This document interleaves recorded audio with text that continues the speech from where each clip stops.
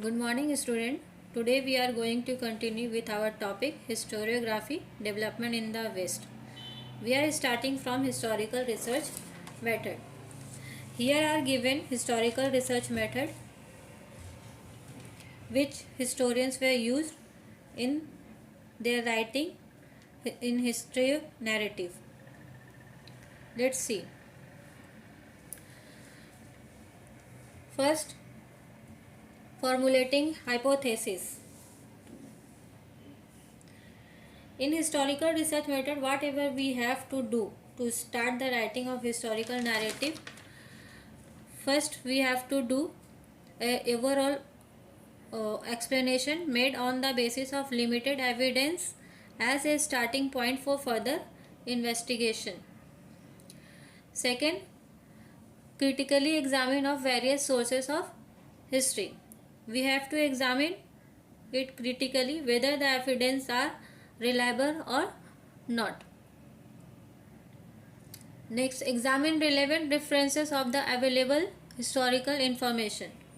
We have to examine it through comparing with available sources and information whatever available on that time. Next, collecting historical information highlighting the process that lead to historical transition, carrying out comparative analysis.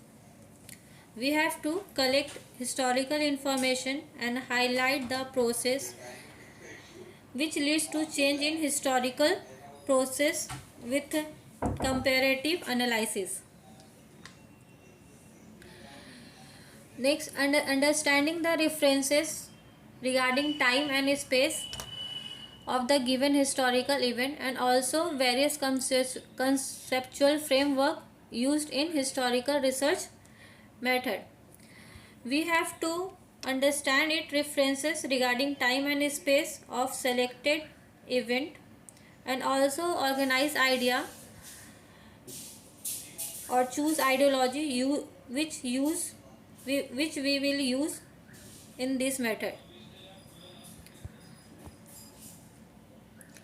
Next, formulating relevant question in view of the historical references. Whatever references available, we have to check it through various questions and answer.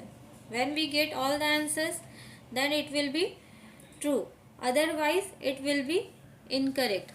For this, we have to formulate relevant questions.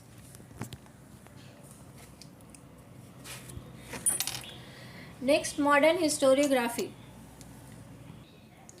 Modern historiography means present historiography. Whatever we proved in today's in historiography through various scientific method, it is modern historiography. There are four main characteristics of modern historiography. First, its method is based on scientific principle. It begins with the formation of relevant question. Whatever history tells us about past event through various sources like stories, we have to prove it scientifically it is true.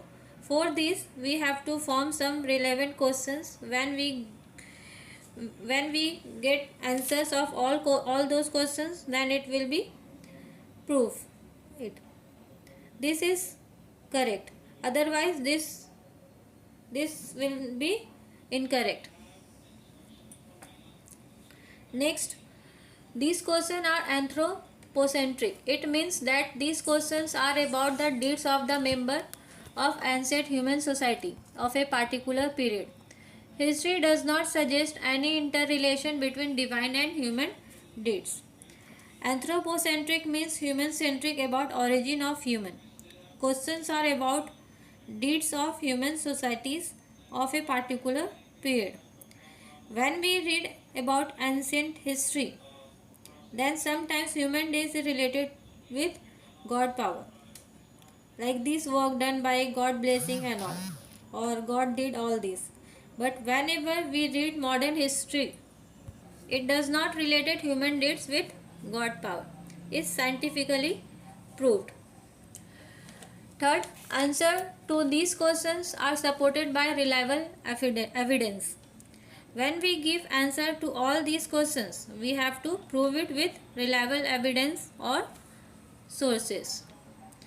Fourth, history presents a graph of mankind journey with the help of past human deeds. We are showing a graph how man developed with the help of their deeds in the sequence manner. Their deeds in past, after some times what they did, now what they are doing. These are, it is said that the modern historiography with the above characteristics has its root in the ancient Greek historical writing. History is originally a Greek term. Herodotus, the Greek historians of the 5th century BCE, used it first for his book entitled The Histories. These are four main characteristics of modern historiography. Modern historiography started from ancient Greek historical writing. Ancient people were not prove it scientifically. History is originally a Greek term. Herodotus, a Greek historian, first time used this word history in his book The Histories in 5th century. Then other historians started using this word. Next, development of scientific perspective in Europe and historiography. Till the 18th century CE, Europe had achieved a remarkable progress in the field of philosophy and science. Scholars by then had come to believe in the possibility of studying the social and historical truths by applying scientific methods. Now the philosophical discussion focused more and more on the objectivity in history and historiography. Prior to the 18th century, all European universities were interested only in the philosophical discourses revolving around divine phenomena. However, gradually this scenario began to change. In 1737 CE, the Göttingen University was founded in Germany. This university for the first time had an independent department of history. Later, the German university also became centers of historical studies. How scientific development occurred in Europe? Till the 18th century CE, historians believed on God for past events. After that, scholars were started scientifically and it need proof. Then they started to prove it. Now their discussion focused more and more on the objectivity in history and historiography. Prior the 18th century, all European universities were interested only on divine phenomena. Means God deeds. Their thinking revolved around the God. Gradually it began to change. People started questioning in 1737 AD in the Göttingen University for the first had an independent department of history. Later, other university also became center of historical studies. Now, in all, the university have their separate department for study history like Pune University, Vinoba Bhave University, Mumbai University, etc. Now we are starting a study about notable scholars like René Descartes, Voltaire, George Wilhelm, Friedrich Hegel, Leopold Wolf Ranke, Karl Marx, etc. The contribution of many scholars are important in the development of historiography. Let us have a look at the contribution of the few notable scholars. First, René Descartes, 1596 to 1650. Rene Descartes was the foremost among scholars who insisted on verifying the reliability of historical documents by them critically examine them. Among the rules given by him in his book Discourse on the Method, the following is supposed to have a great impact on the scientific method of research. Never to accept anything for true till all ground of doubts are excluded. Rene Descartes, he is born in 1596 and died in 1650. He was the first person who says, whatever people giving you information, you should not accept it without critically examine them, and never to accept anything for true till all grounds of doubts are clear. After clear all your doubts, you should accept it. He wrote all the rules given by him in his book Discourse on the Method. Next, second, Voltaire, 1694 to 1778. Voltaire's original name was Francois Marie Araud. He was French. He opined that along with objective truth and chronology of historical events, considering social traditions, trade, economy, agriculture, etc., was also equally important in historiography. It gave rise to the thought that understanding all aspects of human life is important for history writing. Thus, it is said that Voltaire was the founder of modern historiography. Voltaire, he born in 1694 and died in 1778. His original name was Francois Marie Araud. He was French. He was telling that we should study about chronology of event or sequence of event. We should study about trade, agriculture, social traditions, economy, etc. We should study all the aspects of human life. Whenever we study all the angle of human life, then we will understand the actual history. Like when we are learning about Shivaji, about the life of the Shivaji Maharaj, we should know about the life of the people of that time also. Then we will understand it properly. It is very important for writing history. Voltaire was the founder of modern historiography. Third, scholar George Wilhelm Friedrich Hegel, 1770 to 1831. Hegel was a German philosopher.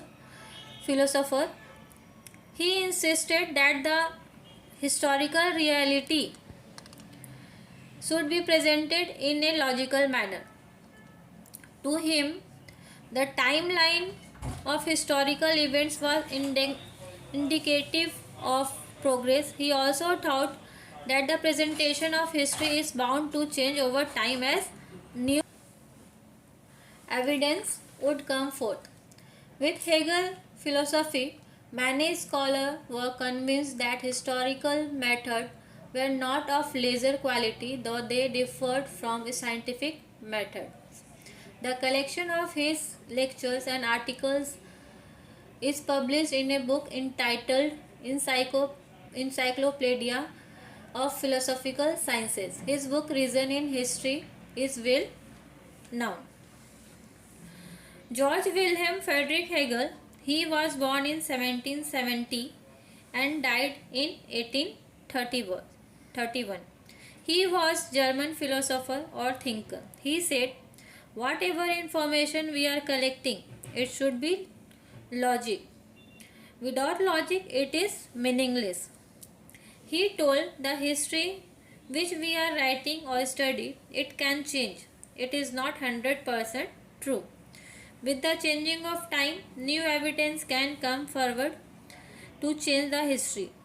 We never says history will not change. Some other historians can get some more information or sources which scientifically proved it may change the history. Many scholars says historical method were not lesser quality. It only differed from scientific method. His collection of lectures and articles is published in his book Encyclopedia of Philosophical Societies and Reason in History is well known.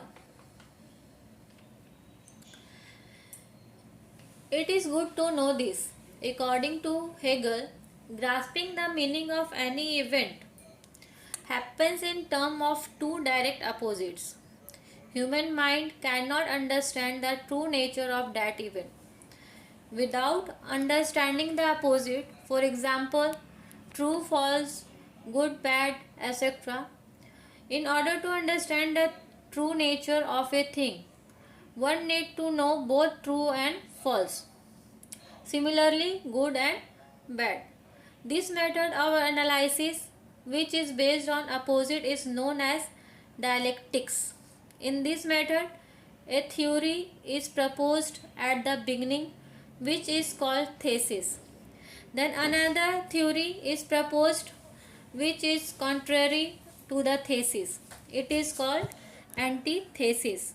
After a thorough logical discussion of the both, a new thesis is proposed, which includes the gist of both the thesis and the antithesis. This process of arriving at the new thesis is called synthesis. According to Hegel, when we are studying about any past event, we have to study it in positive way and negative way together. Without understanding the opposites, human mind cannot understand the truthness of that event. Example, good, bad, true, false. To understand the true nature of things, we have to know both true and false. Similarly, good and bad. Like this method of analysis, which is based on opposite, is known as dialectics. The theory we use in beginning, like true false, is called thesis. Positive things, thesis. Another theory which are opposite things is antithesis. After through logical discussion on both thesis and antithesis, a new thesis is arrived is called synthesis. We should not accept it without understand its negative part or positive part. After coming to conclusion, we should accept it. We will continue in next class. Thank you.